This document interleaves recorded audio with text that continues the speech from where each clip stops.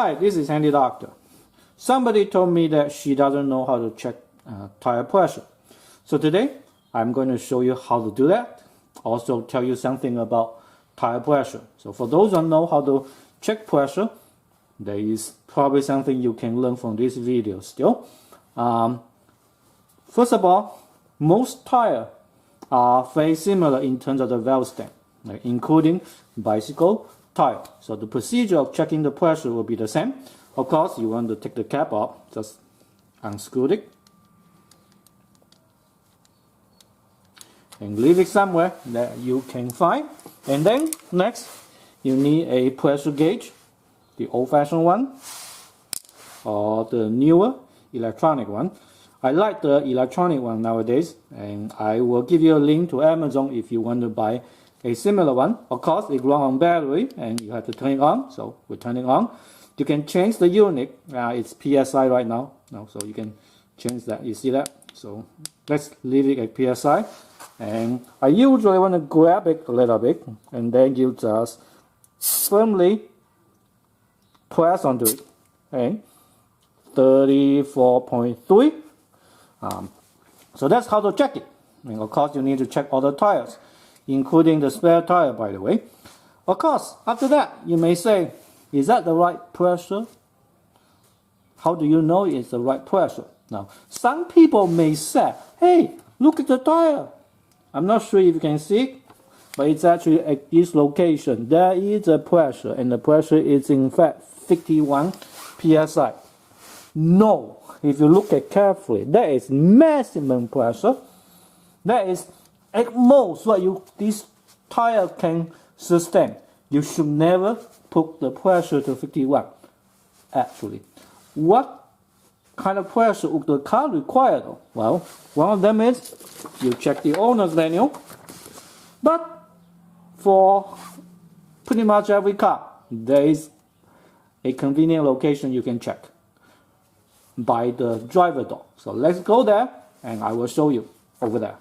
So I am right by my driver door. You open the door and you look, there is a label here tell you what the pressure should be for front tire and rear tire and spare tire. By the way, for some car, the front and the rear are not the same pressure, and you have to be careful with that.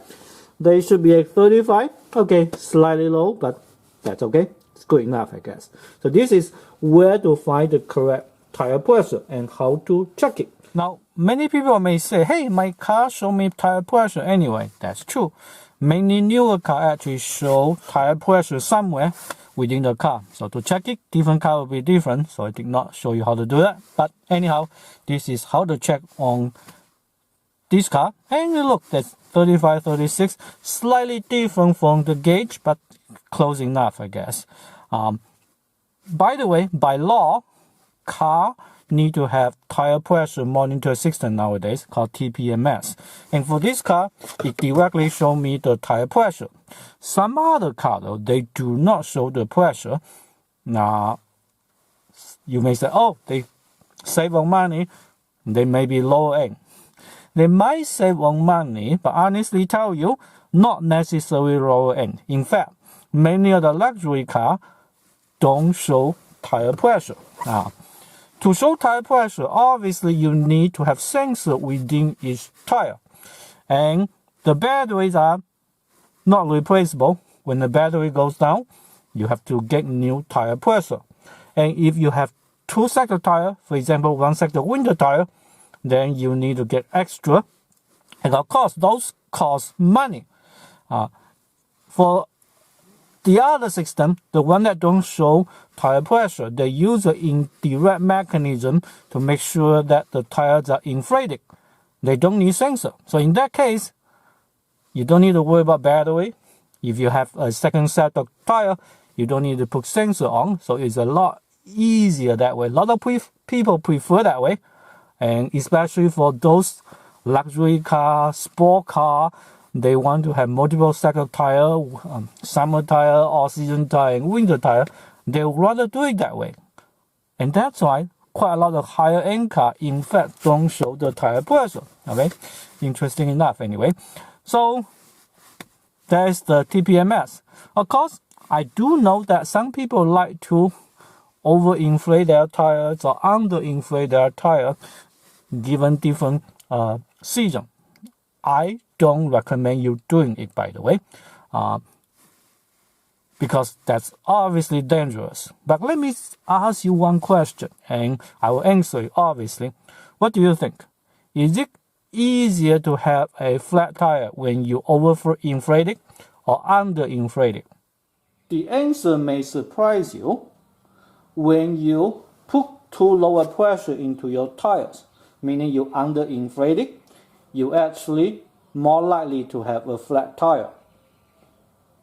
And this is why. You look at the tires. Part of it contact the ground, the weight of the cars stick onto it, and then on top though, this part basically don't sustain any pressure. But of course, when the car is running, the tire is rotating. So in other words, very soon this part will go on the bottom and will sustain the pressure, the weight of the car. Because of that, the tire actually go in this situation is compress, release, compress, release, compress, release, constantly when the car is running. When the tire pressure is too low, the extent that the tire up and down will be a lot more than when you properly inflate it or actually overinflate it. And the tire can get into fatigue situation really quickly because it again just compress, decompress, compress, decompress by a lot. And really quickly, the tire will just blow away because of that, just because of the material go into fatigue situation.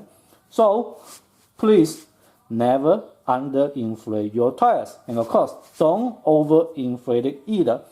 I hope you learned something useful from today, including checking the tire pressures, to where to find the correct tire pressures, to the tire pressure monitor system, and lastly, when you could have a flat tire a lot easier.